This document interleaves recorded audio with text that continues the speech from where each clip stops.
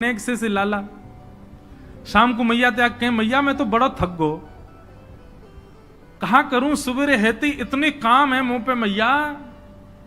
मैया बोली 3.5 बरस को लाला तो पे कहा काम है मुझे बता।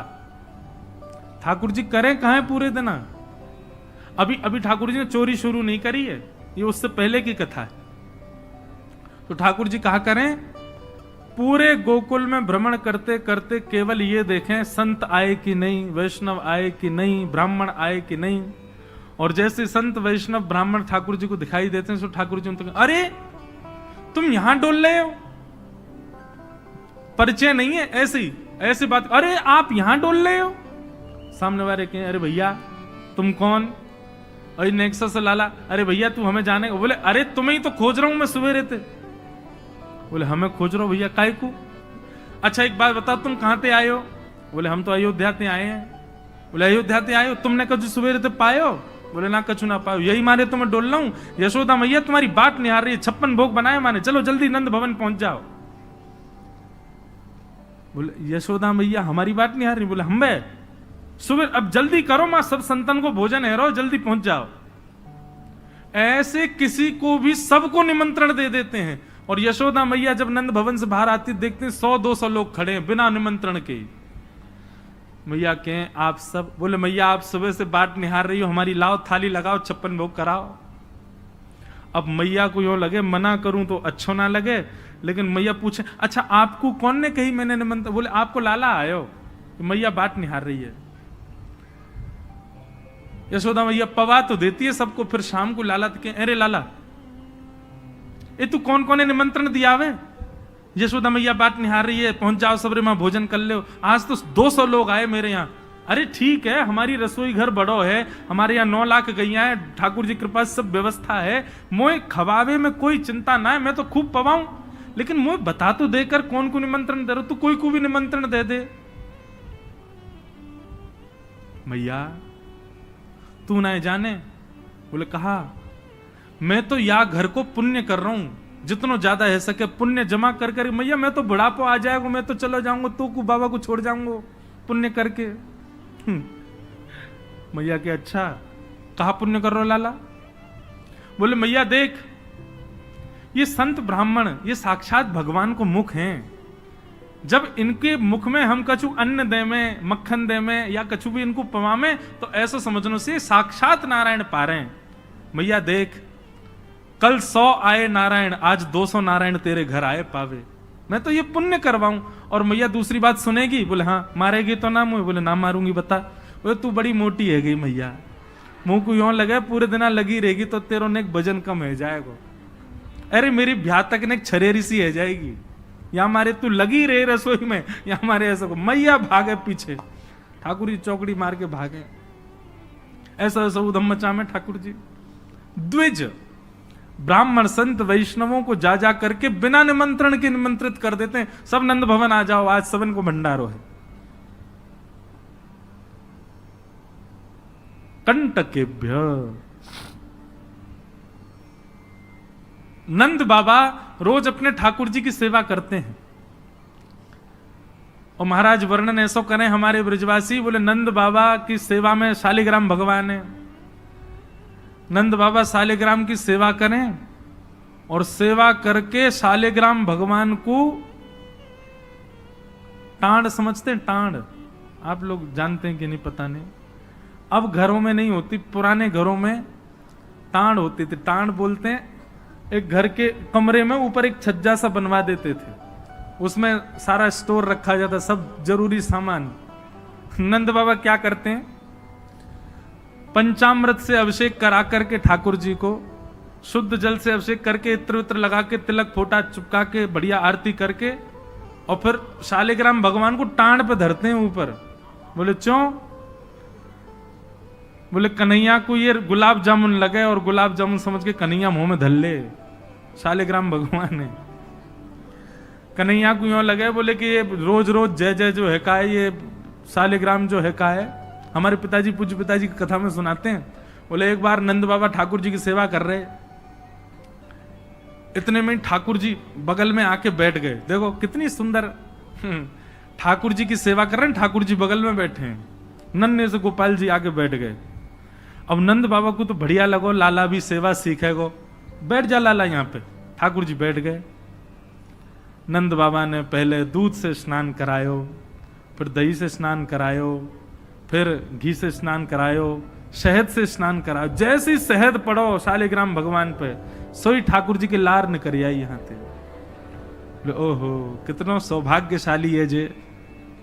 मैं हूं मैया ते कहूंगा मैया तू मोको पानी ते मत नवाए कर, पानी में कुछ स्वाद ही ना होवे, शहद ते नवाए कर, नहाते नहाते खाऊ ले करूंगा बीच में। अच्छा एक बात बताऊं, ये पंचामृत अभिषेक ठाकुर जी को प्रिय क्यों है? क्योंकि ठाकुर जी का स्नान भी हो जाता, पेट भी भर जाता, बीच बीच में जीभ निकाल के खाऊ जाए ठाकुर जी इसलिए ठाकुर जी का पंचामृत अभिषेक होता है ये, और ये वास्तविकता है। अब जब ऊपर से सब पड़ता है, पहले दूध फिर घी दही शहद आदि सब ऊपर से पड़ता है, तो मुख पे होकर के आता है, तो जब यहाँ आवे so next so Thakur ji मुंह खोल के जीभ निकाल लें, बीच बीच में स्वाद भी लेते रहे। या हमारे पंचामृत अभिषेक ठाकुर जी को बड़ो प्रिय है, क्योंकि ठाकुर जी को स्वाद भी आ जाए और स्नान भी आ जाए। एक पंथ दो काज। तो ठाकुर जी की तो लार न करी आई। ठाकुर जी बोले जय जय मीठो है गयो होगो, अब तो रस भरो है गयो होगो।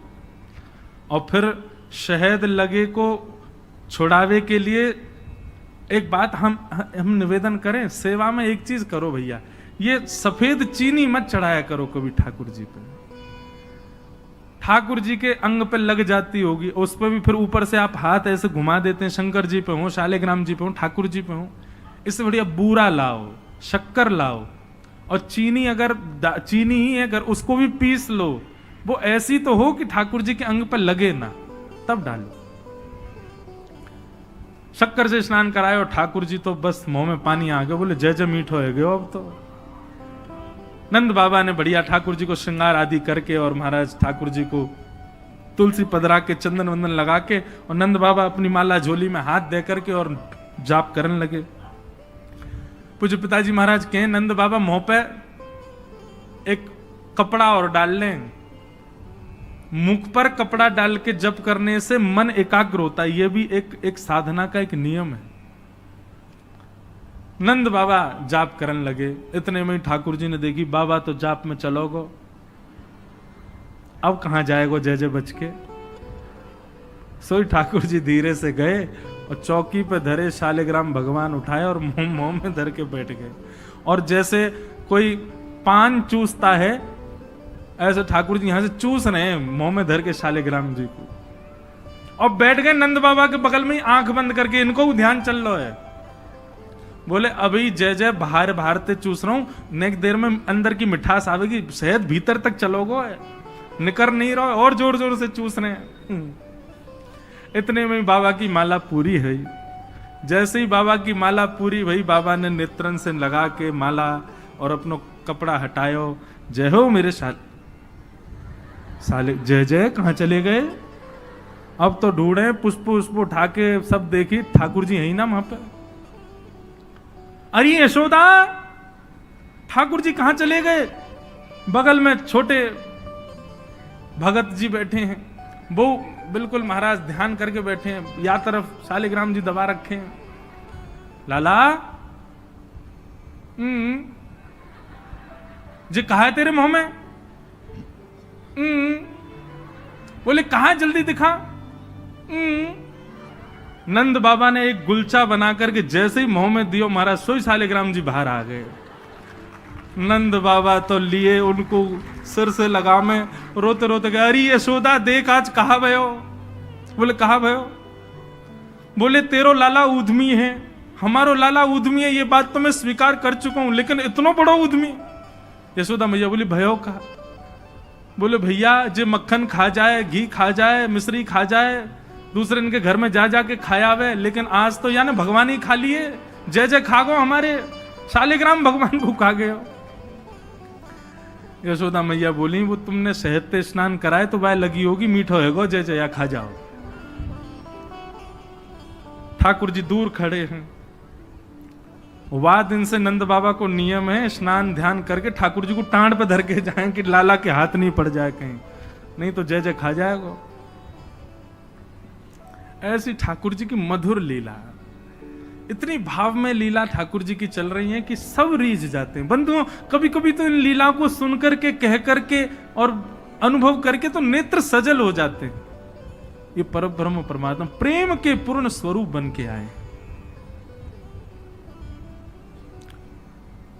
आहा, वर्णन करते हैं, ठाकुर जी ने चोरी का मन बनाया। क्यों? बंधुओं, भगवान के काल में कंस राजा ने ब्रजवासियों के ऊपर कर लगाया था, टैक्स। और क्या टैक्स था? कि आप सब लोग अपने घर में गैयाओं को पालो, सारा खर्चा स्वयं करो, और जितना दूध घी दही होगा उसका 70-80% सब मथुरा जाकर के कर के रूप में जमा करना पड़ेगा। मथुरा के लोगों को और बड़े बड़े शहर के लोगों को गैया पालनी नहीं पड़ती थी, ब्रजवासी पालन करके सारा दूध घी दही देते थे। फिर कंस के लोग जो थे वो उसको बेचते थे, उससे धन कमाता था कंस। ब्रजवासी बेचारे गैया को अपने घर में रखते, उसका पूरा ध्यान रखते, और जितना दूध निकलता 70-80% सब कंस को देना पड़ता। थोड़ा थोड़ा बचता ब्रजवासियों के पास। लेकिन नंद बाबा ब्रज के राजा थे, इसलिए उनको छूट थी।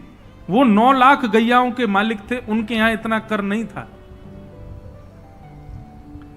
एक दिन ठाकुर जी सब ग्वाल बालों के संग खेल रहे थे। खेल खेल में ग्वाल बाल ने गिर गए तो रोने लगे। ठाकुर जी बोले, अरे तुम दूध घी दही खावे वारे, ऐसे कब गिर जाओ? ठाकुर सब बोले, लाला तू खावे दूध घी दही, हमें तो खावे कोई ना मिले, हफ्ता में एक बार मिले बस। क्यों? बोले सब कंस के यहां जमा करवाना पड़े। तब ठाकुर जी ने मन बनाया कि भैया ये दूध घी दही हमारो धन है, और ये साक्षात अमृत है, ये राक्षस के पास नहीं जाना चाहिए।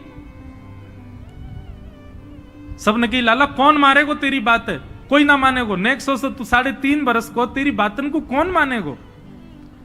ठाकुर जी बोले, बड़े है के तो सबन को माननी पड़ेगी, लेकिन अभी से मुंह को रोक तो करनी पड़ेगी। तो क्या करें?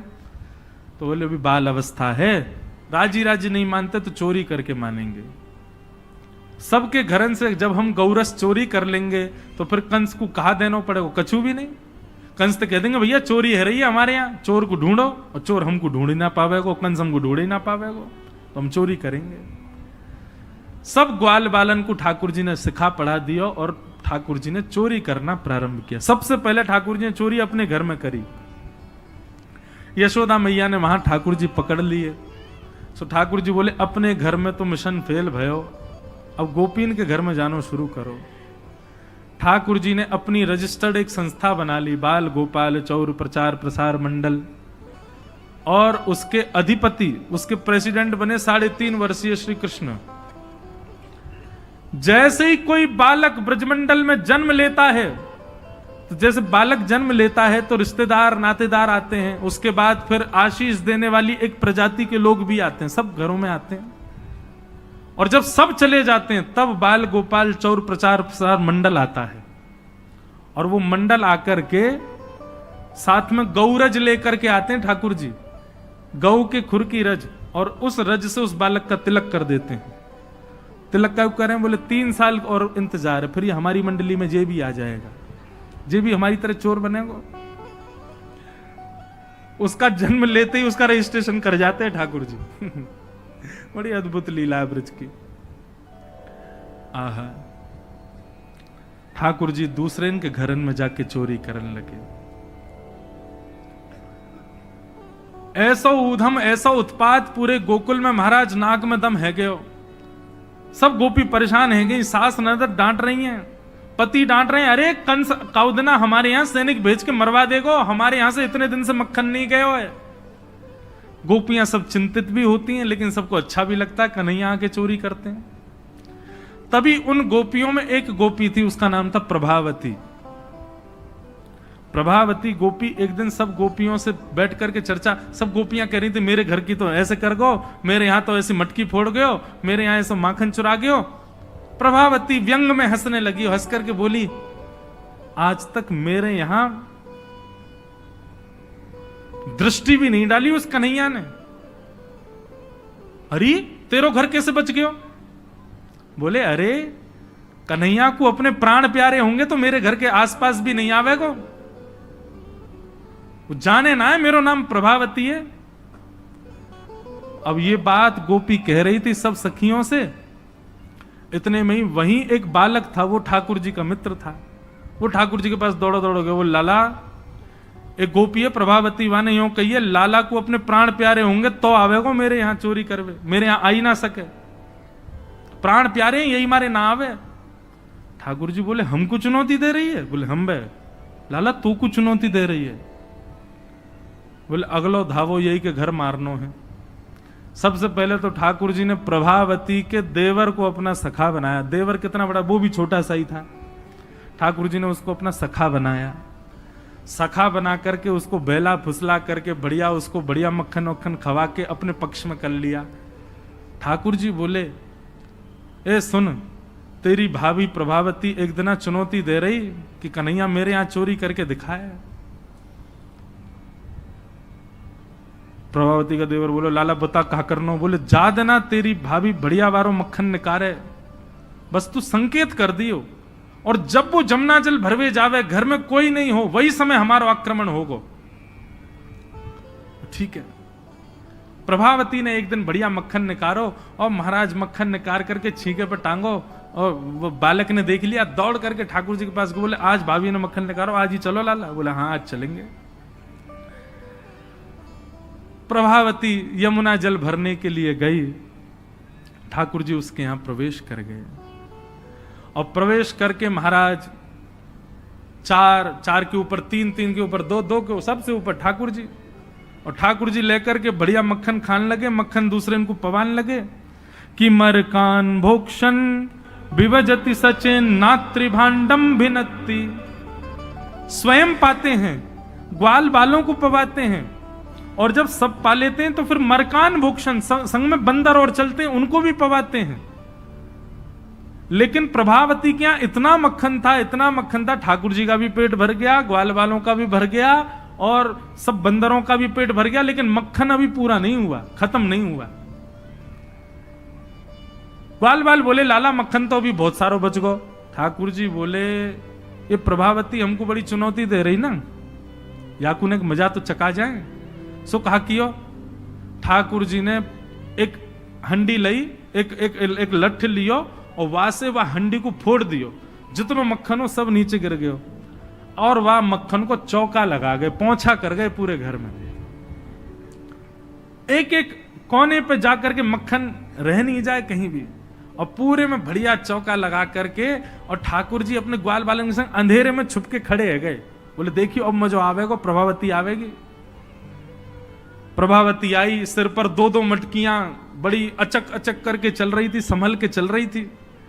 जैसे ही माने द्वार खोलो, और द्वार खोलते ही अपना पाम भीतर धरो, इतने में ही भोपाल शताब्दी की तरह ऐसी रिपटी महाराज, ऐसी रिपटी सिर में लगी, कमर में लगी, हाथ पाम बाकी सब रहे कह गए, और गिरी सो गिरी।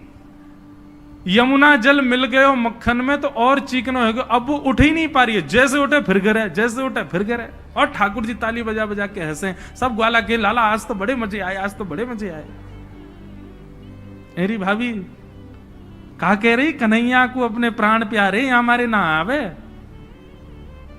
अब तो को तेरे प्राण प्यारे होंगे ना तो कभी हमको चुनौती नहीं देगी।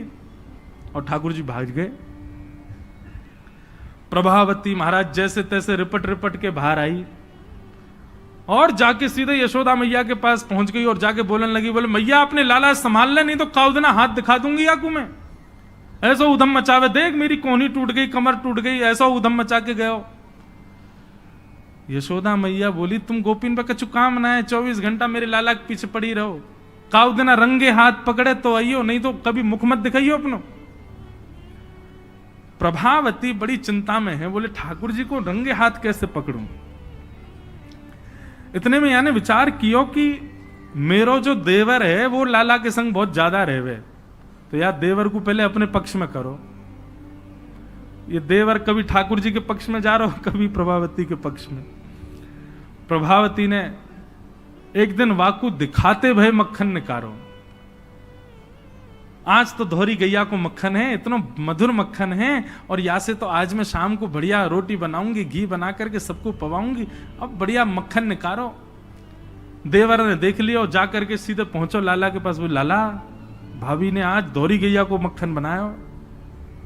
ग्वाल बाल सब बोले लाला वहीं चल, बात ना बड़े मजे आए वहां पे, आज फिर चल रहे हैं प्रभावती के यहाँ। ठाकुर जी वे चलो। अब प्रभावती ऐसा दिखा करके गई कि वो जमुना जल भरने चली गई है। ठाकुर जी ने देख लिया प्रभावती जमुना जल भरवे गई है, लेकिन जैसे ही ठाकुर जी वाके घर की ओर भागे, प्रभावती दौड़ करके पीछे के द्वार से गई और खिड़की में होके भीतर घर में आ गई और चुपचाप खड़ी हो गई अंधेरे में, हाथ में बड़ा डंडा लेकर के। ठाकुर जी आए, ठाकुर जी ने आकर के जैसे ही महाराज 4 3 2 1 ऊपर चढ़े, चोरी करनो प्रारंभ कियो। ठाकुर जी जब पूर्ण रूपेण व्यस्त हो गए चोरी में, तब प्रभावती अपना डंडा लेकर के निकली। दारी के हो तुम्हें बताऊं। और जैसी प्रभावती आई, महाराज नीचे वाले सबसे पहले भागे, और नीचे वाले भागे तो ऊपर वाले सबरे गिर गए, ठाकुर जी लटक गए ऊपर। अब बाकी के सब तो वहां से भाज गए, ठाकुर जी रह गए। अब नीचे प्रभावती खड़ी है, आजा लाला तो बताऊं मैं। प्राण प्यारे, देख देख देख प्रभावती तू सही ना कर रही है, तू जाने ना है मैं जय जय हूं।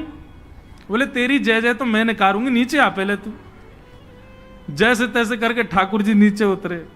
प्रभावती बोले तो मुंह पे दया ना आवे, मैं कितनो सीधो साधो भोरो सो प्यारो सो, देख मैं तू वचन दूं आज के बाद नहीं आऊंगा तेरे घर, तू अब कछु मत करे, तू मुंह को मारे मत। बोले ना ना मारूंगी ना लाला, इतना कोमल सो मेरो लाला, वाकू कैसे मार सकूं मैं। ठाकुर जी बोले हाँ जी तो मैं मारी हूं मत। बोले मारूंगी ना तो को पकड़ के यशोदा को दे के आऊंगी आज मैं, वो बतावेगी तो। बोले या तो बढ़िया तो तू मार ले मोह, लेकिन यशोदा मैया के पास मत ले जा, ऐसा मत करे। बोले ना आज तो तू यशोदा ही बतावेगी तो। और ठाकुर जी को हाथ पकड़ करके महाराज प्रभावती पूरे गोकुल में हल्ला करती भाई जा रही है, और घूंघट करके, घूंघट पकड़ रखो एक हाथ से, दूसरे हाथ से ठाकुर जी पकड़ रखे, और सबरे गोकुल में हल्ला। देख लो रे सबरे गोकुल वासियों, जे नंद जी को लाला, यशोदा मैया को छोरा, ये घर घर जाके चोरी करे। यशोदा मैया कह रही रंगे हाथ पकड़ो तो बताइयो, आज पकड़ लियो या को ठिकाने लगाऊंगी मैं। ठाकुर जी बोले जे तो भैया बड़ी निंदा है रही हमारी। इतने में ही ठाकुर जी बोले ए प्रभावती कहा बात है। बोले देखते ने इतनी जोर से मेरो हाथ पकड़ रखो, मेरो हाथ नीलो पड़ गयो, रक्त पूरा रुक गयो है, तू इतनी जोर से मत पकड़े, तू एक काम कर मेरो जे हाथ छोड़ दे दूसरा हाथ पकड़ ले।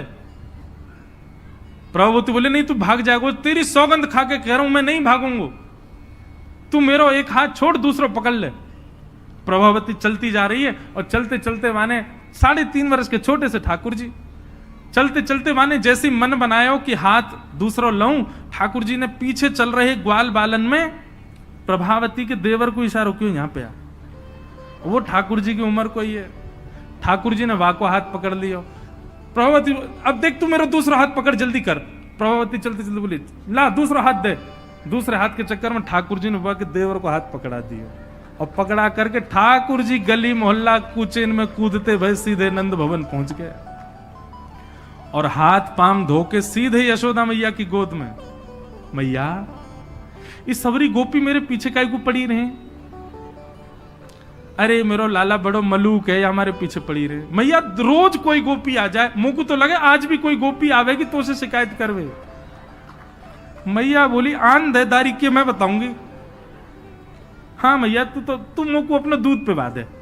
और ठाकुर जी तो इतने लाड़ प्यार में आ गए, मैया गोद में बैठ के दूध पीने लगे। इतने में ही प्रभावती आई, देख यशोदा मैया तू कह रही कि अपने लाला को रंगे हाथ पकड़ के लाई, आज देख तेरा लाला पकड़ के लाई हूं मैं। ठाकुर जी बोले देख ले मैया मैं तो कह रहा हूं ना कोई गोपी आ रही आ गई। मैया तू एक काम कर दे। बोले कहा मैं तू और बाबा हम तीनों कहीं और ही चले जाएं, ये गोपी हमको जीन ना दे रही है, इनको यूं लगे कि तेरो लाला इतना सुंदर काहे को है, ये चिढ़ के मारे आ जाए रोज। मैया बोली लाला तू पीछे खड़ो रहे यार, गोपी तो मैं देख के आऊं। मैया नीचे गई, कहा बात है क्यों चिल्ला रही है घूंघट में, देख तेरो लाला आज रंगे हाथ पकड़ो मैंने। मैंने तो याकू कुछ नहीं कही है, लेकिन तेरे हवाले छोड़ के जा रही हूं। मैया आज सबक सिखाइयो आज। मैया बोली कौन है? बोले तेरो लाला। बोले देख तो सही कौन है। प्रभावती ने घूंघट उठा के देखो तो वही के देवर को हाथ। प्रभावती बंदर तू कहां से आयो? भाज गयो। अब तो यशोदा मैया ने खूब सुनाई। बोले नहीं नहीं मैया, मैंने तुम्हारे लाला ही पकड़ो। बोले तू झूठ बोले, मेरो लाला तो अभी दूध पी रहा मेरी गोदी में बैठ के। कन्हैया। इतने में ठाकुर जी आए भी तो। हाँ मैया। कहा कर रहे हो तू? मैया मैं तो तेरी गोद में बैठो दूध पी रहा। मैया ये सबरी गोपी मेरे पीछे पड़ी रहे, मैं कहा बताऊं, इन लोगन की तो ऐसी आदत है गई है। और ये प्रभावती तो सबसे ज्यादा। मैया ने खूब डांटी। प्रभावती बोले ये हुआ कैसे? प्रभावती बोले अच्छा मैया क्षमा कर दो, मैं जाऊं। प्रभावती चली गई। ठाकुर जी बोले मैया मैं 2 मिनट में आऊं, अभी ने सखांत में ले आऊं। जैसे ही प्रभावती ने दूर पहुंचे सो ठाकुर जी आए आगे से, और प्रभावती के आगे आगे खड़े है गए। तो कहो जी कैसी रही आज? प्रभावती बोली तेने ही कियो कैसे? बोले मैंने कैसे कियो वो मत पूछे, लेकिन मैं तू को चुनौती देवे आया हूं। आज तेने मेरो हाथ पकड़ो तो मैंने अपनो हाथ देवर में बदल दियो।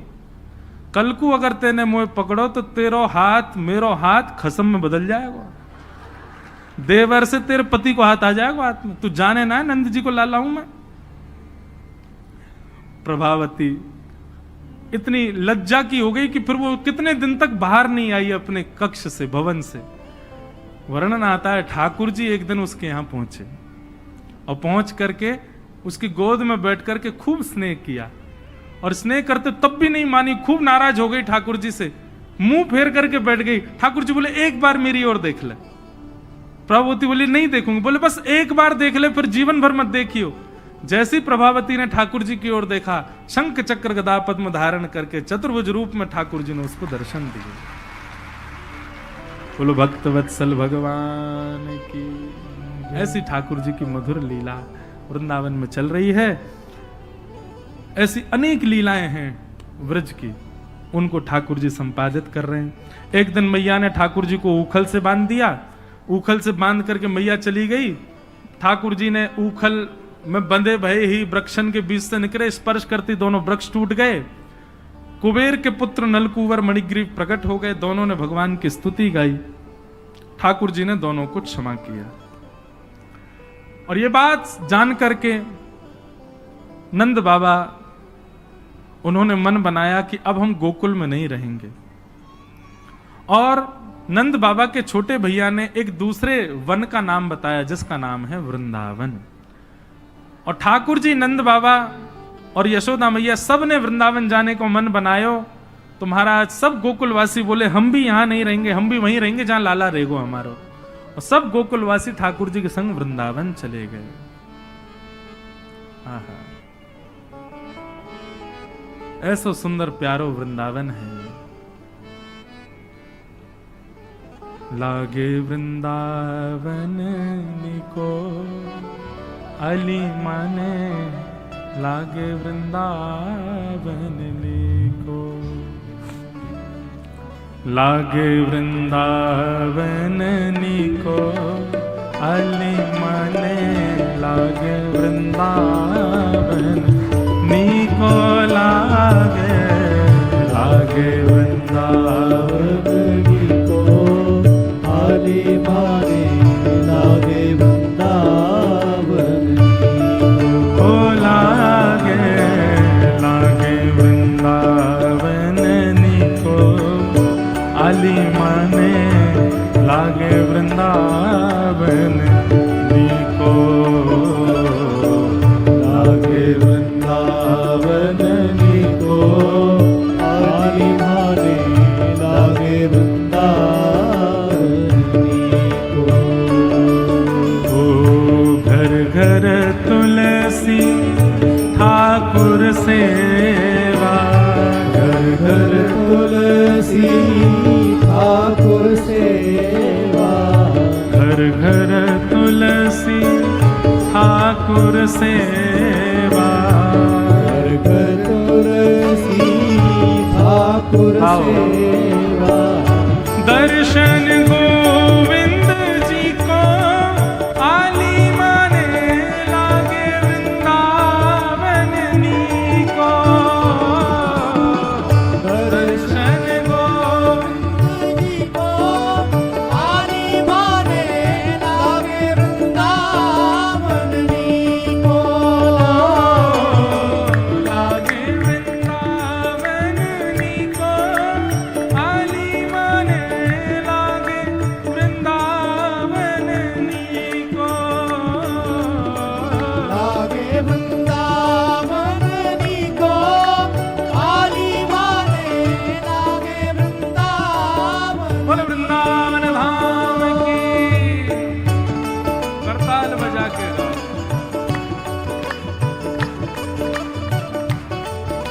आज श्री गिरधर लाल जी पधार रहे हैं कथा में, मानो साक्षात वृंदावन पधार रहा है।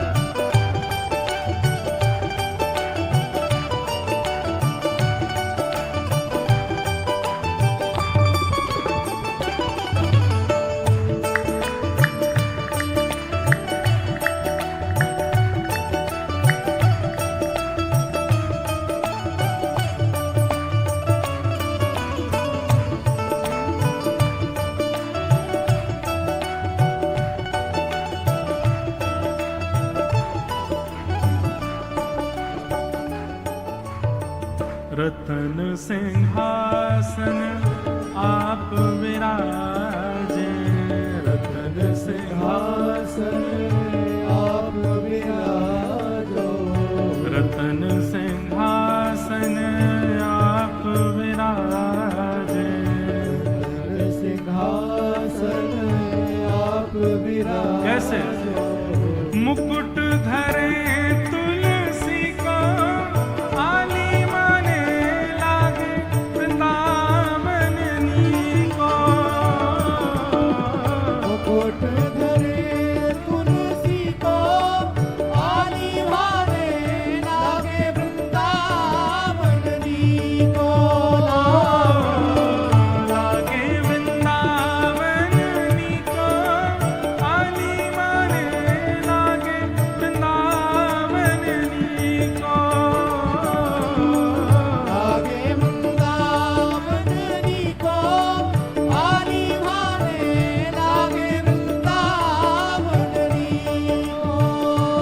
हे मीरा के प्रभु गिरधर नागर, मीरा के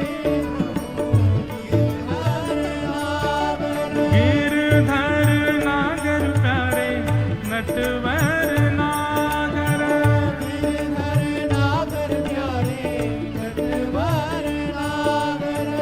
मीरा के प्रभु गिरधर नागर, मीरा के प्रभु गिरधर नागर। मीरा भाई क्या कहती है भैया? ओ भजन बिना नर फीको, आली माने लागे वृंदावन नी को। भजन बिना नर फीको, आली माने लागे वृंदावन नी को। लागे वृंदावन नी को, आली माने लागे वृंदावन नी को। लागे वृंदावन नी को, आली माने लागे वृंदावन नी को। हे वृंदावन वृंदावन, मेरो प्यारो वृंदावन, बड़ो प्यारो वृंदावन,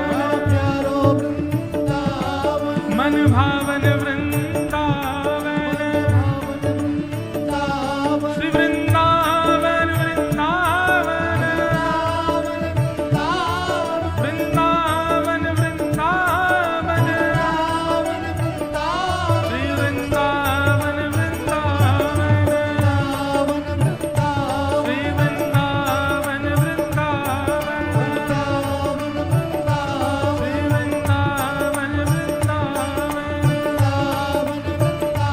श्री वृंदावन वृंदावन,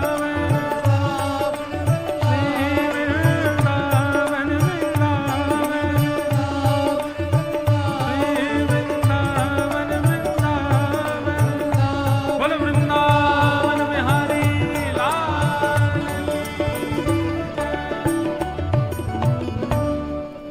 वृंदावनम संप्रविश्य सर्वकाल सुखावहम।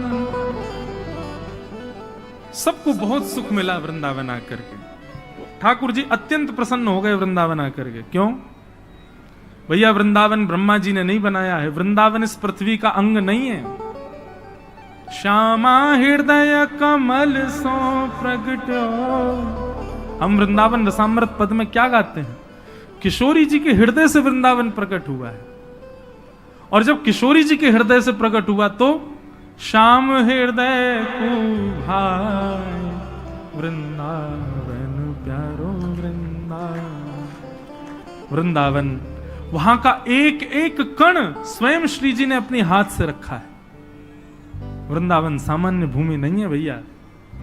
इसलिए वृंदावन का प्रेम आपके चित्त में है, वृंदावन जाने की इच्छा आपके चित्त में है, वृंदावन के प्रति प्रीति आपके चित्त में, ये बहुत बड़े सौभाग्य की बात है। किशोरी जी की कृपा के बिना वृंदावन प्रिय नहीं लगता है। और अभी कोविड के बाद तो हमारी किशोरी जी इतनी दयालु हो गई हैं, पता नहीं इतनी ज्यादा रस भरी हो गई हैं, अब तो सबको वृंदावन से प्रेम हो गया। अब जिसको देखो उसको वृंदावन जाना है। मैं कह रहा हूं भले ही फोटो खिंचवाने जाना है, उसको वीडियो बनवाने जाना है, लेकिन जाना तो है ना वृंदावन। मैं खुद भी सोचता हूं कि वृंदावन जाओ तो उसके रस को समझ के जाओ, पर मन में एक भाव आता है किशोरी जी की कृपा के बिना वृंदावन नहीं आ सकता। तो अगर कोई व्यक्ति आधुनिक कार्यों के लिए ही वृंदावन जा रहा है तो वह भी तो किशोरी जी की कृपा से आ रहा है ना। इतना ही बहुत है कि आप वृंदावन से प्रेम कर तो रहे हो। लेकिन बंधुओं, एक आध बार का प्रेम वृंदावन से रहा जाए, ये इसमें फिर आप वंचित हो जाओगे। कम से कम वृंदावन जाओ तो उस वृंदावन को सदा अपने चित्त में लेकर के आओ, सदा आपके चित्त में रहे, हृदय में वृंदावन रहे। ठाकुर जी वृंदावन पधारे। भगवान ने वृंदावन आकर के सबसे पहले अघासुर का वध किया, और अघासुर का वध करने के पश्चात ठाकुर जी ने ब्रह्मा जी के मोह को दूर किया। ब्रह्मा जी को यह भगवान पर संशय होने लगा कि यह परब्रह्म नहीं है। क्यों? बोले एक दिन ठाकुर जी मधुमंगल के मुख पे लगी भई कढ़ी चाट गए। अब ठाकुर जी तो प्रेमी हैं, वो कोई विचार थोड़ी करें। मधुमंगल के मुंह पे कड़ी लग रही, सो ठाकुर जी बोले दारी के तेने मुंह कड़ी ना खवाई, छुप के खाया आयो। मधुमंगल बोलो लाला खट्टी कड़ी या हमारे में छुप के खा गयो कि तू माने ना है खाए बिना। ठाकुर जी बोले लेकिन मुंह तो फिर मिल गई। बोले कैसे? बोले तेरी मूछ बन नहीं है, तेरे मुंह पे छींटे पड़े, सुन चाटियो मत, यहाँ पे आ। और ठाकुर जी ने उसका मुख पकड़ा और अपनी जीभ निकाल के वहां पूरे मुंह चाट गए। मधुमंगल के तो प्रेमाश्रु गिरने लगे। लाला को हृदय, लाला तू इतना प्रेम मत करे कर, काउदना यदि दूर चलोगे तो तेरे वियोग में प्राण निकल जाएंगे हमारे। यहां तो ऐसा प्रेमास्पद रूप ठाकुर जी प्रकट कर रहे थे, पर ब्रह्मा जी को लगा राम राम राम राम, ये परब्रह्म है, ये भगवान है, ये परमात्मा है। एक पद आता है, अष्टसखा गाते हैं, आज दधि मीठो मदन गोपाल। एक दिन ठाकुर जी हंडी गोद में रख के और सब ग्वालों को अपने हाथ से दही खवा रहे थे। ग्वाल बाल सब कहने लगे, बोले लाला हम पे पात्र तो है ना। बोले पतुआ लिया आओ। पतुआ माने पत्ता। पत्ता ले ले करके सब ग्वाल बाल वही में पा रहे हैं, ले ले करके। अब महाराज वहां वर्णन आता है, ऐसो दही हम कबहू ना चाखो। सब ग्वाल बाल कह रहे हैं ऐसो दही हमने अपने जीवन में कभी खाया ही नहीं है। क्यों? बोले ठाकुर जी दही दे रहे हैं, जब तक दूसरा ग्वाला आवे तब तक हाथ में लगी दही को ठाकुर जी स्वयं चाट जाए, फिर दही निकाल के फिर दे दें। मतलब ठाकुर जी के अधरामृत से मिली भई दही है, या हमारी मीठी लग रही है। सबन को बांट दियो तो 2-4 ग्वाला रह गए पीछे, उनको दही नहीं मिलो। ठाकुर जी से कहने लगे, बोले लाला हमें तो दही मिलो ही ना, अब हम क्या करें? सो ठाकुर जी वहां पद में वर्णन आता है, ठाकुर जी बोले तुम चिंता मत करो। बोले तो क्या करें? बोले जो नहीं पायो सुनो मेरे भैया, जिनको दही नहीं मिलो वो ध्यान से सुनो। बोले कहा? बोले मेरी हथेली चाट लो, एक उंगली तू चाट ले, दूसरी उंगली तू चाट ले, अंगूठा तू चाट ले, और कौन रहेगा? बोले तू यह चाट ले। एक बोला मैं रह गऊं, बोले तू यह चाट ले। दो चार है, उनने अपने पत्ता फेंक, बोले हम रह गए, बोले तुम यहां तक चाट ले। अब हंडी में हाथ दे दे कि यहां तक पूरे दही में सन गए। ठाकुर जी बोले लो जाकू जहां ते मिले मेरे हाथ से दही चाट ले। अब ठाकुर जी अपना हाथ चटवा रहे हैं और ग्वाला सब अपने मुख से जीभ निकाल निकाल के चाट रहे हैं। ब्रह्मा जी को लगा ये परब्रह्म है, ये परमात्मा है, हो ही नहीं सकता, ये जरूर कोई भैलूपिया है, हम देवताओं को पागल बना रहा है भगवान बन करके, और मैं इसकी परीक्षा लूंगा। बंधुओं, प्रेम में सब जाहिर है। प्रेम में परमात्मा अपनी प्रभुता भूल करके, अपने नियमों को भूल करके, एक बात बताऊं, मैं एक बात कथाओं में कहा करता हूं, ठाकुर जी इतने नियम में क्यों रहते हैं? भगवान को देखो, गर्भगृह में रहते हैं, गिने चुने व्यक्ति ही उनको छू सकते हैं, हर कोई उनका स्पर्श नहीं कर सकता। सुबह 4 बजे उठना है तो उठना है, पूरी दुनिया 4 बजे उठने का मन बनाती है, पर 4:30-5 से पहले कोई नहीं उठता। पर ठाकुर जी हजारों वर्षों से सारे मंदिरों में जो नियम उठने का, उसी पे ही उठते हैं ठाकुर जी। उसी नियम से भोजन, उसी नियम से शयन, इतने नियम, पूरे विश्व को मुक्त करने वाले भगवान स्वयं इतने बंधन में रहते हैं। मेरे मन में एक बात आती है कि ठाकुर जी बंधनों में इसलिए हैं, नियमों में इसलिए हैं, हमको और आपको चुनौती दे रहे हैं। बोले तुम्हारे अंदर प्रेम की सामर्थ्य हो तो मेरा नियम तोड़वा के दिखाओ, तुम में सामर्थ्य हो तो मेरे नियम को तोड़ के दिखाओ। नियम बनता ही तोड़ने के लिए बंधुओं, लेकिन उसको हट नहीं तोड़वा सकता, उसको जिद नहीं तोड़वा सकती, नियम को केवल प्रेम तोड़वाता है। कोई व्यक्ति कितना भी नियम में हो, लेकिन अत्यंत प्रेमी आ जाए तो वो अपना नियम तोड़ देता है।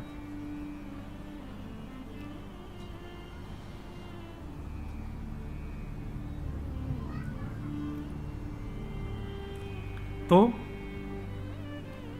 प्रेम में सब कर सकते हैं, ठाकुर जी अपना नियम तोड़ देते हैं। लेकिन ब्रह्मा को संशय हुआ और ब्रह्मा ने आकर के अवकाश देखा, ठाकुर जी कहीं और थे, ग्वाल बाल कहीं और थे, ग्वाल बालों को हरण करके ब्रह्मा जी ले गए। भगवान ने जब देखा कि ग्वाल बाल नहीं है तो पहले ठाकुर जी रोए, कहां चले गए सब।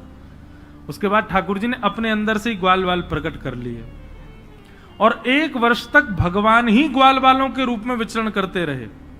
1 वर्ष बाद ब्रह्मा जी देखने आए, देखूं तो सही भैलूपिया कृष्ण क्या कर रहा है। तो जितने ग्वाल बाल ऊपर ब्रह्मलोक में थे वो सब नीचे भी थे।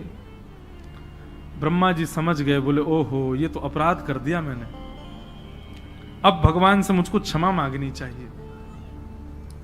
क्षमा मांगने के लिए ब्रह्मा जी जैसे ही ग्वाल बालों को लेने के लिए ब्रह्मलोक गए, तो ब्रह्मा जी से पहले ब्रह्मा का रूप धारण करके भगवान चले गए ब्रह्मलोक और द्वारपालों से कह दिया आजकल नकली ब्रह्मा बहुत घूम रहे हैं, दूसरा कोई आवे तो मारपीट के भगा देना उसको, हमसे आज्ञा लेने की भी आवश्यकता नहीं है, सीधे प्रहार कर देना।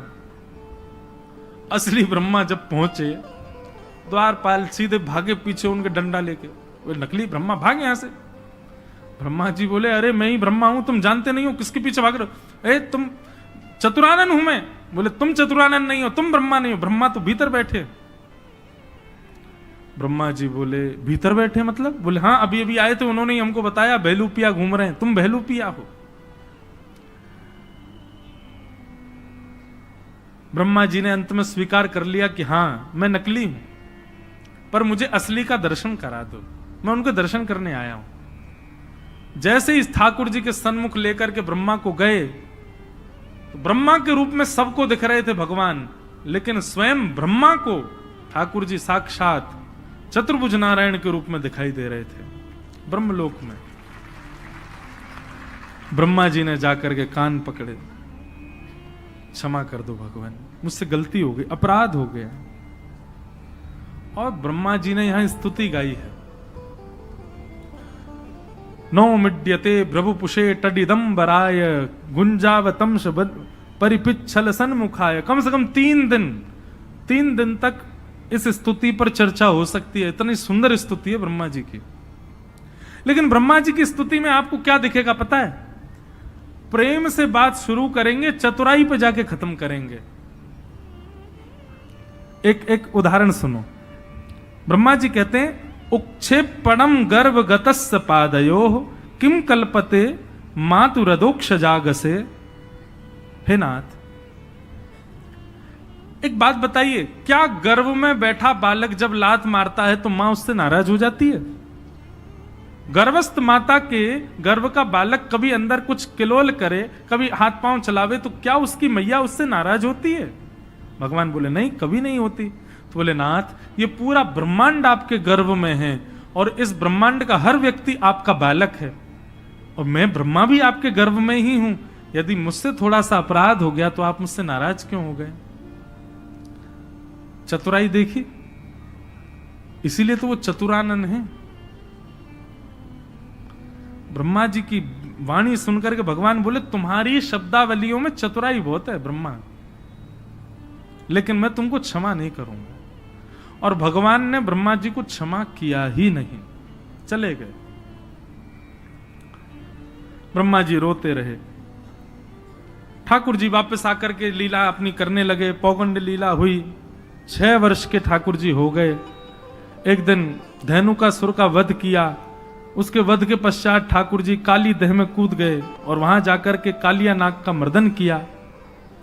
सब ब्रजवासी आकर के रुदन करने लगे। भगवान ने तांडव नृत्य करके कालिया नाग के ऊपर दर्शन कराए। वेणु गीत की कथा आई, सुंदर वेणु वाद्य करते हुए जिस प्रकार गोपियों के साथ ठाकुर जी लीला करते हैं उसका वर्णन आया। तत्पश्चात मथुरा की गोपियों पर भगवान ने कृपा की और एक दिन ठाकुर जी गौ चारण करके लौट रहे थे और पूरे ब्रजमंडल में देसी घी की सुगंधी आ रही है। सब बढ़िया बढ़िया पकवान अपने अपने घरों में बना रहे हैं। ठाकुर जी ने जाके पूछी, भैया ये 56 भोग कौन के काजे बनने हैं? किसी ने उत्तर नहीं दिया तो ठाकुर जी नंद बाबा के पास गए। नंद बाबा ने जाकर के नंद बाबा ने लाला को बताई, पर्जन्यो भगवान इंद्रो मेघास्तस्यात्ममूर्तय। लाला, पर्जन्यो भगवान इंद्रो मेघास्तस्यात्ममूर्तय। ये पर्जन्य यानी कि इंद्र हमारे भगवान हैं। ये 56 भोग के दर्शन हो, मुंह में पानी नहीं आ जाए आपके। ये सबसे पहले ठाकुर जी का भोग लगेगा। अभी आप लोग ध्यान कथा की ओर ही रखो। अभी गिरधर लाल जी भी पधारेंगे, उनका मंगल दर्शन हो। आज ये आगे की तरफ इसलिए लगाई गई ताकि आपको सबको वहीं से ही लाल जी का दर्शन हो जाए।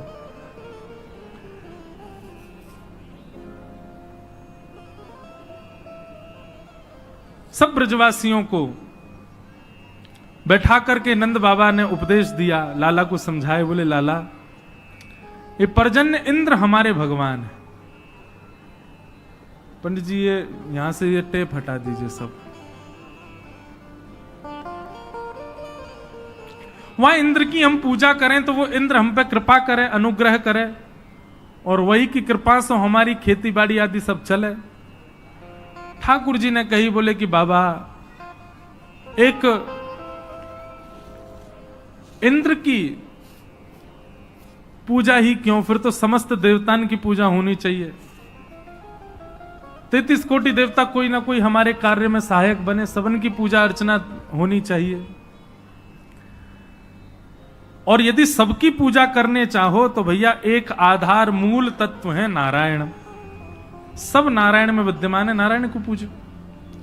वृक्ष हरा भरा करना हो तो जड़ में पानी डालो। 33 कोटि देवताओं के मूल आधार नारायण है, उनकी उपासना करो।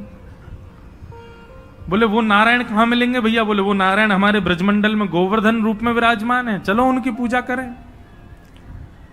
ब्रजवासी सब बोले लाला, बरसंते चली आ रही हमारी देवता की पूजा, हम छोड़ के तेरे नारायण को पूजवे जाएंगे, कहीं इंद्र नाराज है क्या? तो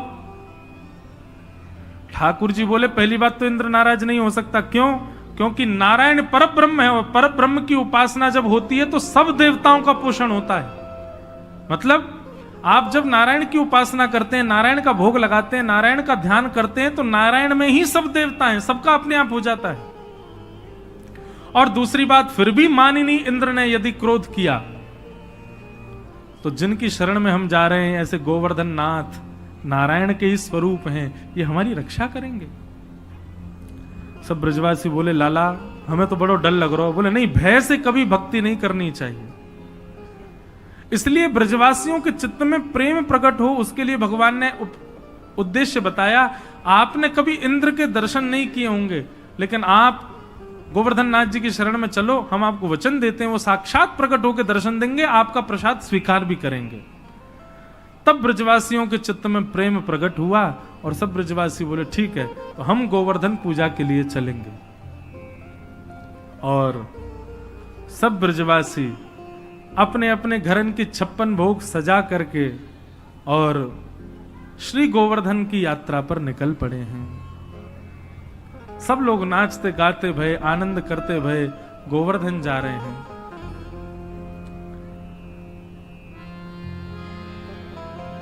मैं तो गोवर्धन को जाऊं मेरी वीर, नाय माने मेरो मनुआ। मैं तो गोवर्धन को जाऊं मेरी वीर, नाय माने मेरो मनुआ। मैं तो गोवर्धन को जाऊं मेरी वीर, नाय माने मेरो मनुआ। मैं तो गोवर्धन को जाऊं मेरी वीर, नाय माने मेरो मनुआ। ओ नाय माने मेरो मनुआ, अजी नाय माने प्यारो कनुआ।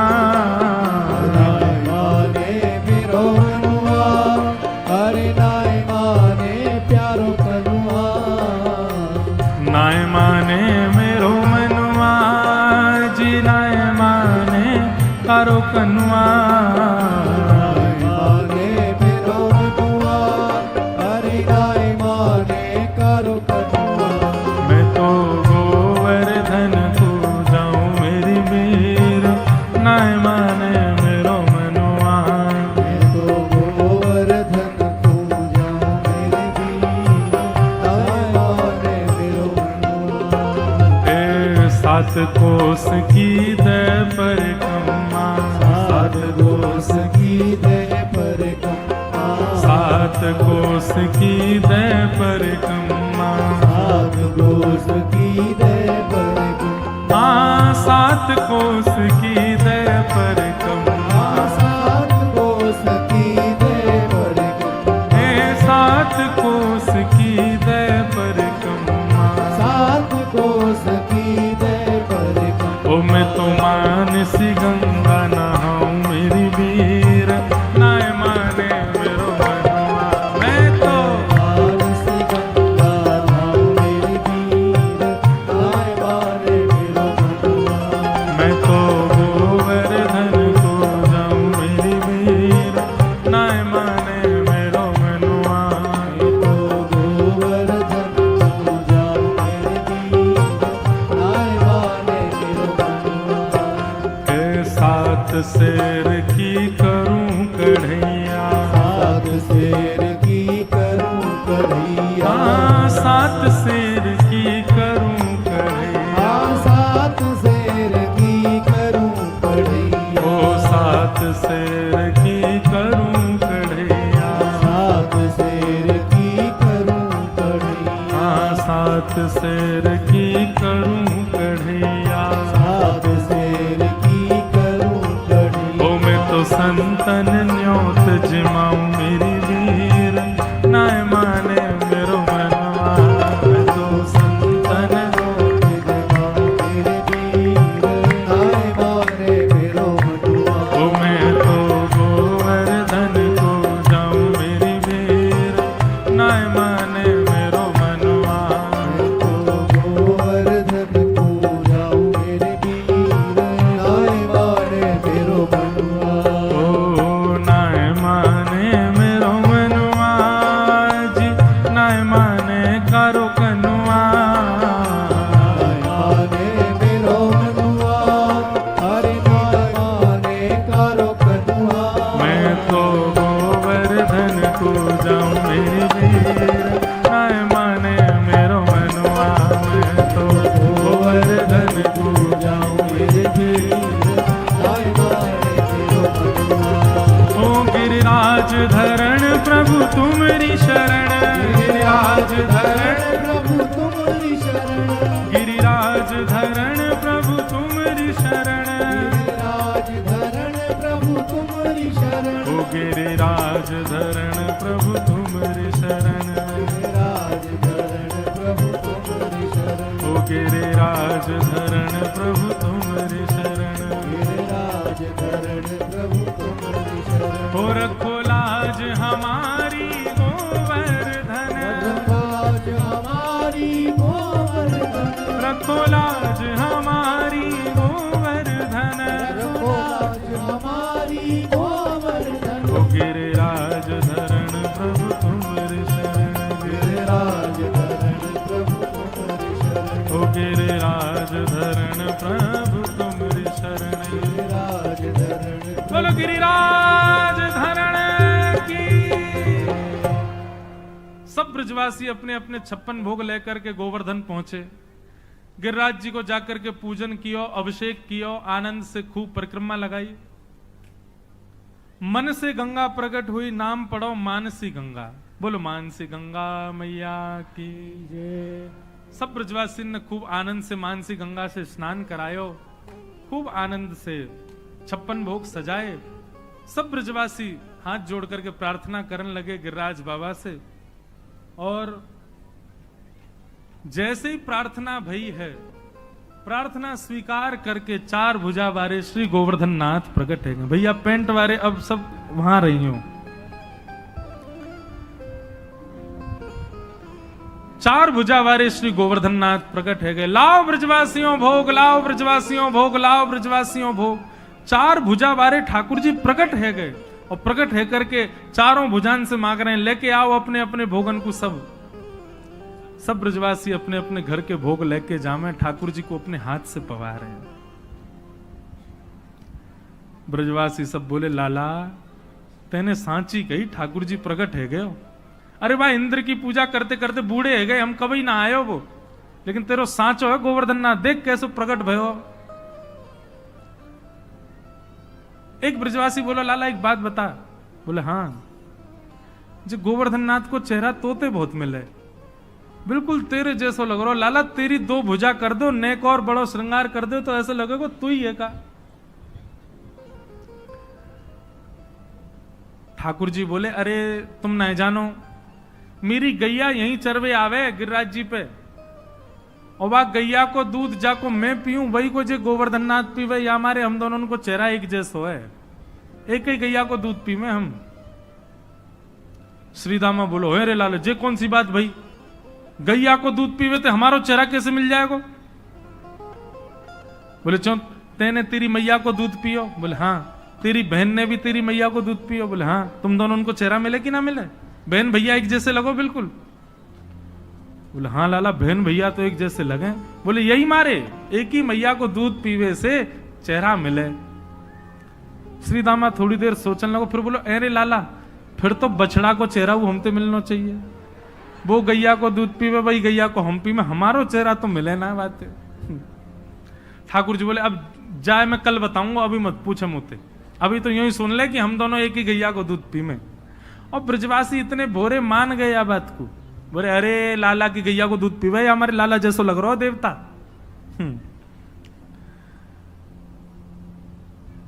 मधुमंगल बोलो लाला मुंह तो ऐसा लगे तेरो देवता बहुत दिना को भूखो दिखे, देखियो कैसे खा रहा है, इकत छोड़ेगा हमारे काजे। ठाकुर जी बोले ऐसे नहीं कहते, तेरे बा इंद्र ने एक चीज स्वीकार करी इतने दिना में, कम से कम जे पा तो रहे हैं। सब ब्रजवासी बड़े आनंद में थे, वहीं नाच रहे हैं, वहीं गा रहे हैं, गिरिराज जी को भोग लगा रहे हैं और बड़े सुख में सब भर आए।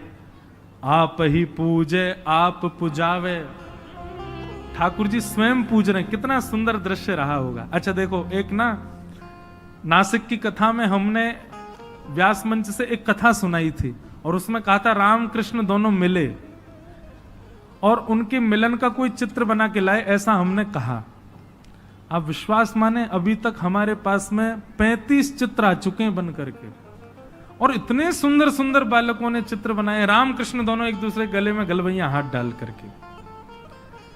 वो कथा तो फिर नासिक वाली सुनो, उसमें वो सुनाई है हमने, दोनों का मिलन हुआ, ठाकुर जी का और श्री राघव जी का। अच्छा, उस चित्र में हमने एक बात कही थी कि देखने वाले को पता ना लगे कि कृष्ण कौन है और राम जी कौन है। अब आप जब मोर पिच बना देते हैं तो समझ आ जाती है कि ये कन्हैया है, वंशी हाथ में दे देते हैं तो समझ आती है कन्हैया है। ऐसा चित्र बनाना है कि नेत्रों से ही पता चले कि कृष्ण कौन है, क्योंकि जिनके नेत्र चपल दिखें वो कन्हैया हैं, जिनके नेत्र गंभीर हैं वो राम जी, बाकी सब कुछ एक जैसा। तो 35 चित्र आ गए, एक से एक आए हैं। मैं क्या बताऊं, कभी कभी देख करके इतना आनंदित होता हूं, पर ऐसा वाला चित्र नहीं आया अभी जिसमें किसी भी अंग से पता ही ना चले कि रामकृष्ण कौन है, बस नेत्रों से पता चले कि हाँ ये थोड़े चंचल नेत्र हैं तो ये कन्हैया हैं। एक बंबई के एक बहुत बड़े आर्टिस्ट हैं, वो बना तो रहे हैं, देखो आ जाए तो एक एक छवि अभी अभी फिर से